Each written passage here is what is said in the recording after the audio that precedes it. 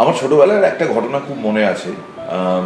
তখন খুবই ছোট ছিলাম, ক্লাস 4-5 বা তারও আগে। প্রত্যেক বছর আমি নোটিস করতাম ঈদ উপলক্ষে আমার আব্বা, আমার মা, বিশেষ করে আমার মা আমায় নিয়ে যেতেন বিধান মার্কেট, যেটা গ্র্যান্ড হোটেলের ঠিক উল্টো দিকে। সেই বিধান মার্কেট থেকে জামা কাপড় কিনে দিতেন এবং আমাকে ঈদ উপলক্ষে যখন জামা কাপড় কিনে দিতেন মা, আমি আব্বা মা দুজনকেই প্রশ্ন করতাম। ইনফ্যাক্ট মাকে আরো বেশি করে প্রশ্ন করতাম, কেননা মায়ের বেশি কাছাকাছি থাকতাম আমি, যে আমার তো জামা কাপড় হলো, তোমাদের হলো না কেন? তখন মা আমাকে প্রায়শই যেটা বলতো, এবং সেটা বছরের পর বছর বলে এসেছে, যে আমাদের তো জামা কাপড় লাগে না। কি করে লাগে না?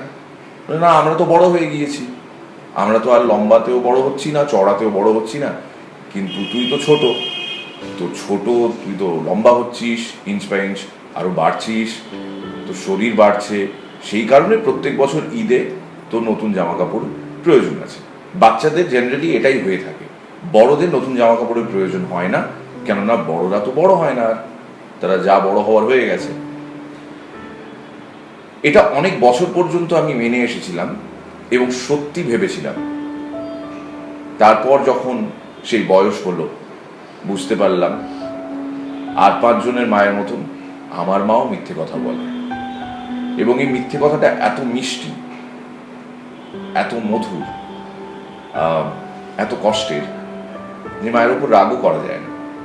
যে মা বছরের পর বছর মিথ্যে কথা বলে এসেছে, অভাবের সংসার, সবার জামা কাপড় হবে না, তাই বাচ্চা ভুলিয়ে এসেছে এই কথা বলে যে বড়রা তো বড় হয় না, তাদের যা বড় হওয়ার তারা একবারই হয়ে গেছে, সুতরাং তাদের জামা কাপড় লাগে না। এরকমই অজস্র মায়েরা এদিক সেদিক আনাচে কানাচে ঘুরে বেড়াচ্ছে, যারা প্রতিদিন তাদের সন্তানেদের মিথ্যে কথা বলে থাকে।